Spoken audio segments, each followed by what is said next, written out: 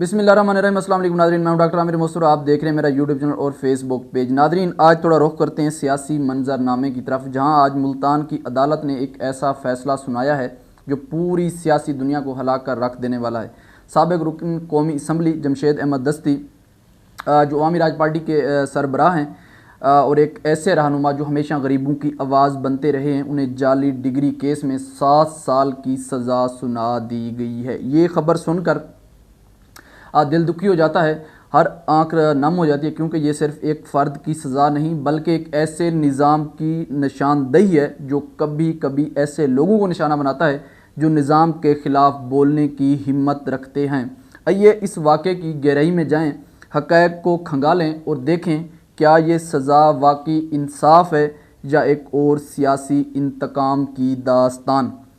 जमशेद अहमद दस्ती का नाम तो आप सब के जहनों में है। वो मुजफ्फरगढ़ के हल्का NA 178 से ताल्लुक़ रखने वाले वो रहनुमा हैं जो 2008 के इंतखाबात में पीपल पार्टी के टिकट पर कामयाब हुए। उनकी सियासी ज़िंदगी का आगाज़ तो मदरसा की तालीम से हुआ, जहां उन्होंने BA की डिग्री हासिल की थी जो एक मदरसा से जारी की गई थी। इस डिग्री पर उन्होंने 2008 के आम इंतखाबात में हिस्सा लिया और कामयाबी हासिल की। ये डिग्री उस वक्त ज़ेर बहस आई जब इलेक्शन कमीशन ऑफ पाकिस्तान ने तहकीकात शुरू की। Higher education commission of Pakistan के मुताबिक ये degree Sindh higher education commission के रिकॉर्ड में मौजूद नहीं थी और ना ही इसकी तस्दीक हो सकी। इस बुनियाद पर इलेक्शन कमीशन आर्टिकल 62 और 63 की खिलाफ वर्जी करार देते हुए इन्हें नाअहल करार दिया। ये नाअहली का ऐलान 2 माह कबल हुआ था जब इलेक्शन कमीशन ने उनकी कौमी असम्बली की रुकनीत को ख़त्म कर दिया था। अब देखते हैं अदालत का फैसला। मुल्तान की डिस्ट्रिक्ट एंड सेशन कोर्ट ने इस केस की समाअत की जो असल में 2008 के इंतखाबात से जुड़ा हुआ है। इस्तगासा के मुताबिक दस्ती ने जाली दस्तावेज़ पेश करके इलेक्शन कमीशन लड़ा जो पाकिस्तान पैनल कोड की दफ़ा 420, दफ़ा 468 और दफ़ा 471 और दीगर जो मुतलका दफ़ात हैं उनके तहत ये जुर्म है। अदालत ने उन्हें 7 साल की जो सज़ा है कैद की वो सुनाई जो उनकी गैर हाज़िरी में दी गई, क्योंकि वो कई समातों पर पेश ना हुए। ये फ़ैसला 22 सितंबर 2025 को सुनाया गया और ये पुरानी तारीख़ों की याद दिलाता है। याद कीजिए 2013 में भी उन्हें 3 साल की जो कैद की सज़ा है वो हुई थी, जो लाहौर हाई कोर्ट ने मुअत्तल कर दी थी और सुप्रीम कोर्ट ने उसे बहाल करने की कोशिश की थी, लेकिन वो सियासी मैदान में वापस आ गए। 2018 में वो आज़ाद उम्मीदवार के तौर पर कामयाब हुए और 2023 में पाकिस्तान तहरीक इंसाफ की हमायत से NA 175 से मुंतखब हुए। उनकी सियासी जद्दोजहद का सफ़र गरीबों, किसानों और मज़दूरों की फलाह व बहबूद के लिए वक्फ रहा है। उन्होंने कौमी असम्बली में गरीबों की आवाज़ उठाई, ज़राई कावानीन पर बहस की और हमेशा जो है निज़ाम के वो ख़िलाफ़ रहे हैं। अब सवाल ये पैदा होता है, क्या ये सज़ा जो उसको दी गई है क्या ये सज़ा दुरुस्त है? आइए इसे खुले दिल से देखें। एक तरफ कानून की नज़र में जाली दस्तावेज़ात इस्तेमाल करना संगीन जुर्म है। पाकिस्तान का आईन वाज़ेह है कि मुंतखब जो नुमाइंदे हैं वो साफ़ सुथरी अहलियत के हामिल होने चाहिए। आर्टिकल 62 कहता है कि उम्मीदवार मुसलमान, सच्चा, सादिक और अच्छे किरदार का हो, जबकि आर्टिकल 63 है वो जो गैर अहलियत की शराइत है वो बयान करता है। अगर डिग्री जो है जेली साबित हो या असासे जो हैं या दूसरी चीज़ें वो सही से ज़हर ना की गई हूँ तो नाअहली और सज़ा कानून के मुताबिक है। हायर एजुकेशन कमीशन की रिपोर्ट्स और इलेक्शन कमीशन की जो तहकीकात हैं इसकी गवाही देती हैं। ये केस 2008 का है जब 17 साल बाद फ़ैसला हुआ जो निज़ाम की सुस्त रवि को ज़हर करता है, लेकिन जब फ़ैसला आया तो सख्त हुआ। ये सबक देता है कि जाली दस्तावेज़ात से खेलने वालों को छूट नहीं मिलनी चाहिए, क्योंकि ये जमहूरियत की जड़ों को कमज़ोर करता है।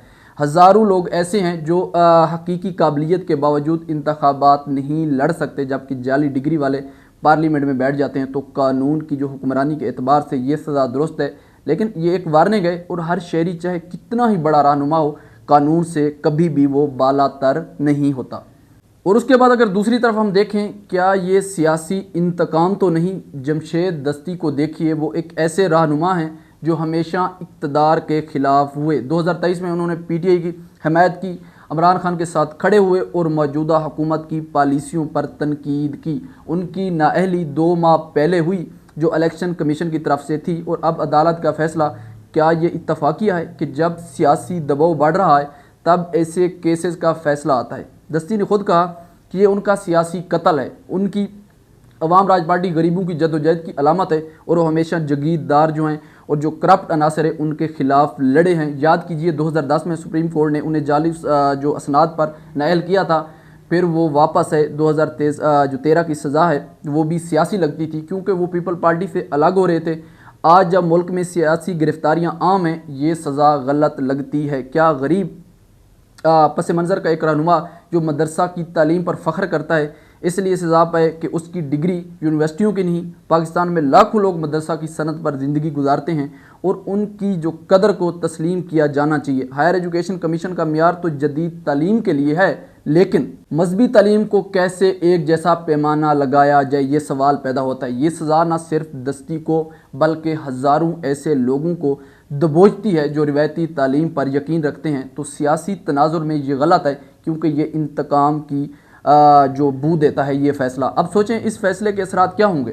जमशेद दस्ती की सज़ा से अवामी राज पार्टी कमज़ोर हो जाएगी, मुजफ्फरगढ़ का हल्का महरूम हो जाएगा और गरीबों की जो आवाज़ है वो दब जाएगी। दस्ती ने कौमी असम्बली में 2008 से लेकर 2023 तक 4 बार कामयाबी हासिल की। उन्होंने जो ज़रूरी रिफार्म्स हैं वो बिल पेश किए, गुर्बत के ख़ात्मे पर बहस की और हमेशा जो लोअर मियाना तबका है उसके बारे में उनके हकूक़ की बात की। उनकी गिरफ्तारी से सियासी अदम इस्तेकाम बढ़ेगा। इलेक्शन कमीशन की नाअहली तो पहले ही हो चुकी है, अब कैद की सज़ा, क्या ये जमहूरियत का कत्ल नहीं?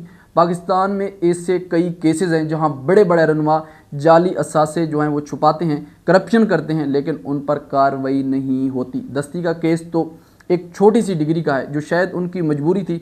गरीब ख़ानदान से तल्लुक़ रखने वाला जो मदरसा जाकर पढ़ा, इससे यूनिवर्सिटी की डिग्री कैसे मिलती? ये निज़ाम की जो है वो नाकामी है जो गरीबों को मौका नहीं देता। हमारे मुल्क में जाली डिग्रियों का मसला संगीन है। अदादो शुमार देखें तो जो हायर एजुकेशन कमीशन के मुताबिक हर साल हज़ारों जाली डिग्रियां पकड़ी जाती हैं। 2023 में इलेक्शन कमीशन ने 500 से ज़्यादा उम्मीदवारों की अहलियत पर सवाल उठाए जिनमें से कई बड़े नाम थे, लेकिन दस्ती जैसे लोगों पर फोकस क्यों?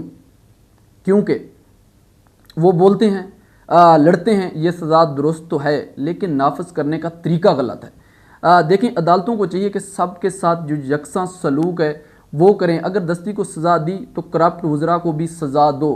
ये फ़ैसला मुल्क को एक सबक देता है कि कानून सब के लिए बराबर है, लेकिन इसके इस्तेमाल करने वालों को भी देखना चाहिए क्या ये सियासी हथियार ना बन जाए। देखें वो लोग, कई ऐसे लोग बैठे होंगे जो करप्ट हैं, कई क्या तकरीबन जो सारी हमारे पॉलिटिशियन हैं तकरीबन सारे करप्ट हैं, करप्शन करते हैं, सारा दिन आगे झूठ बोलते हैं, कईयों की डिग्रियां जाली होंगी, लेकिन क्या अगर वो आप लोगों के मुताबिक चल रहे हैं, अगर आपके इशारे पे चल रहे हैं तो सब ठीक है, डिग्रियां भी ठीक हैं, वो साफ़ हैं, पाक हैं, चाहे करप्शन कर रहे हैं फिर भी उनके ऊपर कोई लेबल नहीं है। क्यों? क्योंकि वो आप लोगों की बात मान रहे हैं, और जो आपकी बात ना माने तो उसकी डिग्रियां भी जाली हो जाती हैं, वो करप्ट भी हो जाते हैं, वो मुल्क के गद्दार भी हो जाते हैं, सारे लेबल उनके ऊपर लग जाते हैं। ऐसा ना करें, ये बहुत ख़तरनाक खेल है, ये मुल्क के साथ धोखा है, ऐसा नहीं करना चाहिए। देखें अगर करना है तो सबके साथ बराबर का सलूक किया जाए, और ऐसा करना देखें ये नाइंसाफ़ी है, मुल्क के साथ भी नाइंसाफ़ी है और लोगों के साथ भी नाइंसाफ़ी है। उसके बाद अगर जमशेद दस्ती की जद्दोजहद को याद किया जाए, वो मुजफ्फरगढ़ के किसान हैं जो कभी ट्रैक्टर चलाया, कभी फील्ड में काम किया। उन्होंने 2008 में 80,000 वोटों से जीत हासिल की, 2013 में आज़ाद होकर 90,000 वोट लिए, 2018 में 1 लाख से ज़्यादा और 2023 में पीटीआई की मदद से 1,20,000 उन्होंने वोट लिए। उनकी मकबूलियत गरीबों में है क्योंकि वो उनकी ज़बान बोलते हैं। अब जेल की सलाखों के पीछे हैं, वो भी सोचेंगे क्या उनकी कुर्बानी ज़ाय हो गई? नहीं, ये कुर्बानी मुल्क को जगाएगी, लोग सड़कों पर आएंगे, इंसाफ मांगेंगे और ये केस सुप्रीम कोर्ट तक जाएगा जहां उम्मीद है कि इंसाफ मिलेगा। आखिर में क्या ये सज़ा ठीक हुई या गलत? दोनों ठीक, क्योंकि देखें क्योंकि जो कानून की खिलाफ वर्जी हुई और जाली दस्तावेज़ात जो थी उनको रोकना ज़रूरी है। गलत क्यों है? क्योंकि ये सियासी इंतकाम लगता है और गरीब रहनुमाओं को दबाने की कोशिश है। देखें मान लेते हैं उसकी जो डिग्री थी वो जाली थी, उन्होंने जो इलेक्शन कमीशन को गलत डिग्रियां जमा कराई और जो आर्टिकल है 63 और 62 की खिलाफ वर्जी की, लेकिन वो तो 2008 से इलेक्शन लड़ रहे हैं। तो इतने सालों से जो इलेक्शन कमीशन ऑफ पाकिस्तान है कहाँ सुई हुई थी? तो सबसे पहले तो इलेक्शन कमीशन ऑफ पाकिस्तान को सज़ा होनी चाहिए। वो हमारी इलेक्शन कमीशन ऑफ पाकिस्तान नाअहल है, इसमें जो लोग बैठे हैं नाअहल हैं, वो एक बंदे को क्यों नहीं पकड़ सके? वो 17 साल तक 20 साल तक वो इलेक्शन लड़ता रहा, वो 4 दफ़ा मुंतखब हुआ, तो तब आप लोग कहाँ थे?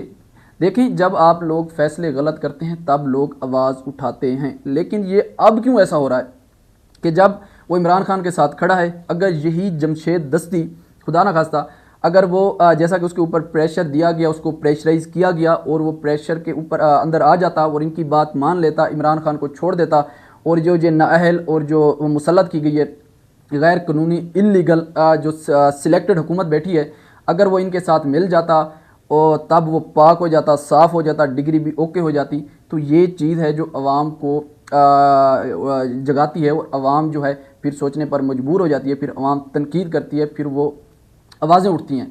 तो ये सारा कुछ अब क्यों?